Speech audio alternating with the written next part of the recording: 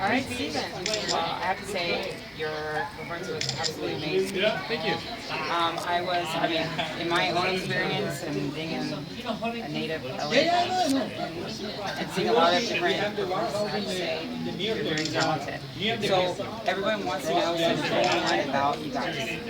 So tell me a little history. How long have you been knowing your talents and being musically inclined? Well, I started singing ever since I was a kid. Since I was 2 or 3 years old, I was always singing. But I didn't pick up the guitar and start playing and writing music until I was about 11, 12, right around there. That's when I received my first Beatles album, and I listened to that. And right around the same time I received the guitar that was handed down to me that belonged to my uncle. So those things kind of collided, and it was this perfect storm of being completely inspired by the Beatles, who are my biggest influence by far, and getting this new instrument, and things kind of just exploded from musically. And so I started playing the guitar and the music, and it wasn't too long before I started writing my own songs, being really inspired by Lennon and McCartney and others. They wrote, their own music. So I really, started doing that since I was about 11, 12. I haven't seen anything like my whole life. Wow, well, it definitely shows. So I hear a little bit of a rumor of how your whole experience of coming to LA is quite serendipitous, if not, not just luck, but it's, I would say it's meant to be, it's fate. So tell us how you came to LA and how you met these also talented musicians as well. Yeah, definitely. Well, I studied music at Indiana University as well as this guy, Ryan. Yeah, I studied at the IU Jacob School of Music, and I got my bachelor's and my master's in music there in vocal performance. And then after that was over, I knew that staying in Indiana to pursue a career in music, at least a career as a songwriter, a singer-songwriter, Indiana probably wasn't the best place to be. So I knew it was either going to be New York or Nashville or LA, and I kind of just. Each place had different things going for it. You felt my magnetic pull. But I think I felt his magnetic pull. And because I just woke up one day and I was like, Ryan Knudsen, I gotta go to LA. And so, I decided that Los Angeles would probably be the place that would have the most opportunity, at least a variety of opportunities, and so that's, I think I also like the idea of, traveling to the West Coast and just really kind of getting away and branching off and doing something completely different and new and kind of scary, but exciting. And so I just chose LA, and I moved out here with not a whole lot going on, not much of a plan. I didn't have a job when I moved out here, and my parents helped me move. They've been very supportive of me, and but I just kind of came out here with all my stuff and my guitar, and kind of hoping for the best. And I've just been trying to kind of build up this thing, since I've been out here. I've been out here almost 2 years now, and that's, I guess, kind of my story. And then as far as meeting these guys, I'll start with Eddie. I met him through Guitar Center. I'm an employee at Guitar Center, and one day I was working, and Eddie was just chilling, playing some guitar. Playing guitars I knew I couldn't afford, just playing. Something I have to do every few months. The Albert Lee, I believe it was. Albert Lee Music Man guitar. It's a distinctive guitar. Yeah, someday I'll buy it for you. Anyway, he was playing this guitar, he was jamming, and I went over to try to sell him something, and we just started talking, and he obviously wasn't buying anything. Because I had $0.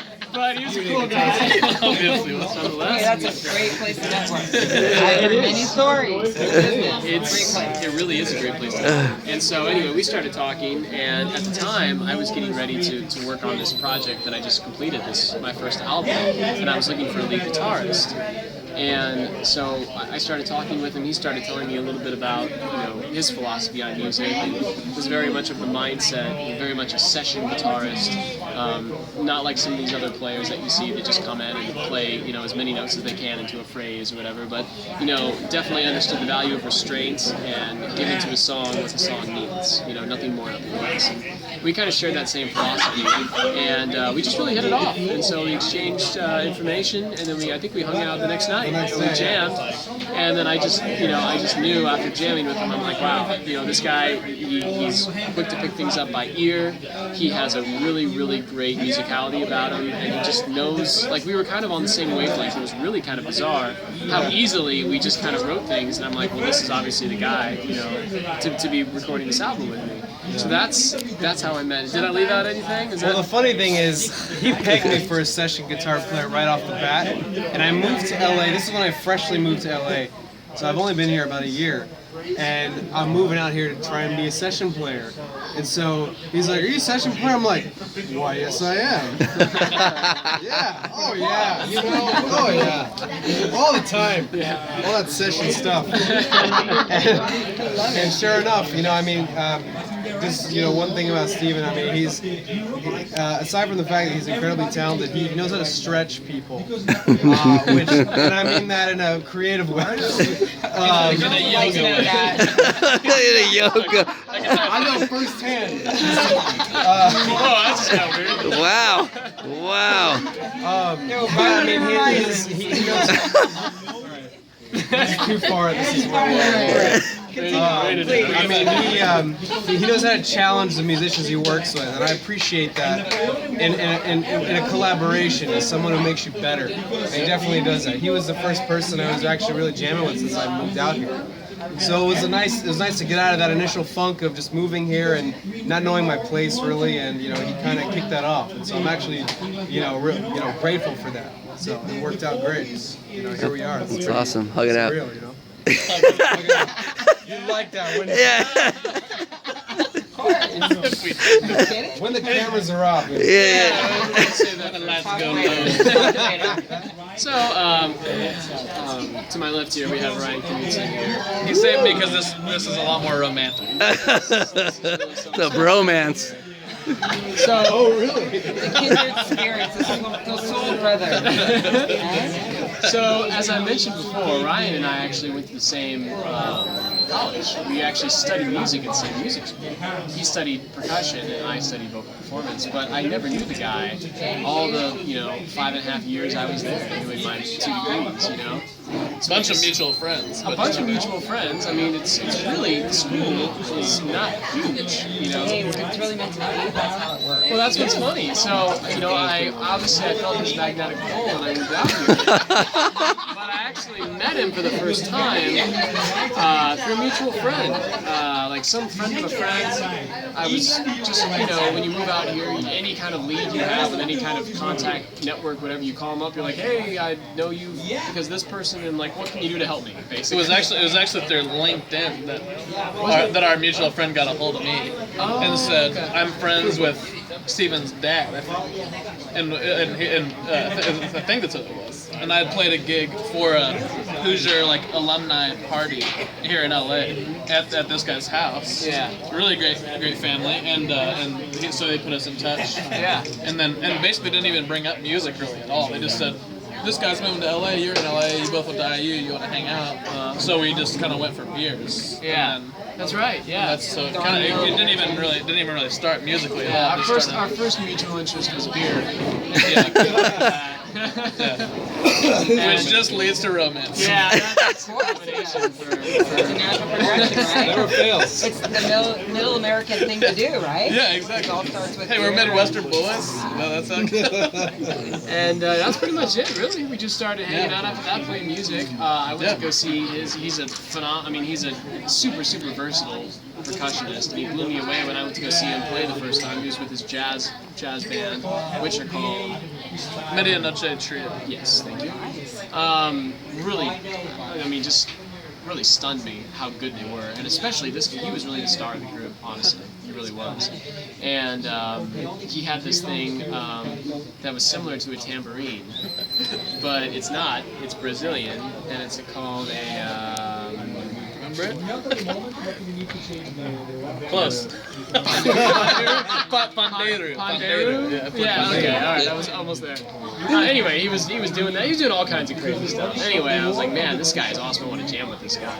And so then we just started, playing together, and I showed you some of my original stuff, and we jammed on some stuff, and we just kind of hit it off, not only, musically, but we just enjoyed hanging out, So, and that's pretty much. And then I got these guys together, when we started, working on stuff for the album. It was really important to me, even though stuff on the album was recorded separately, we tracked it separately. We didn't all get together in one big room and record it. We recorded the percussion first, and the drums, and the whatever. Although I think the percussion and bass were done at the same time. That's right. But for the most part, it was piecemeal. But it was really important to me that everyone got together and we met each other and we actually played the songs live together before we went into the studio, because I wanted people to get a feel for what the finished product was going to sound like, just so they could kind of have that in their mind when they went into the studio to lay down their own individual part. So, which is cool, which is something about Stephen that is unique in that we are session musicians that record, and I get brought in just to do a track or do an album, never seeing anybody, never not, but he was really adamant. He was like, I want this band to have a cohesive, love for each other, where where we know each other, where we've been hanging out, we've been eating, drinking and stuff, and just chilling together before we play, which was really a unique thing for LA, which I think is Midwest influence, and the hang comes first kind of thing, which is cool. But it's cool. It's very cool for us. That is the magic. That is the magic when people feel that they want to be a part of it. And the music is just like it heightens the whole experience. And I personally can tell. It's all right. I mean, I'm from the No, he's 6 to 6. Well, it's been great. Anything else that you guys would like to impart to the camera while we're... Well, I just want to give a little shout out to my man Casey Miranda, wherever he may be. I just want to say a big thank you for he's been a good friend of mine and a great fan for a long time, really ever since I started playing out here, and recently even stepped into another position and really helped me with my career, and he's just done a fantastic job so far. So wherever you are, Casey, thank you very much. We love you. Nice.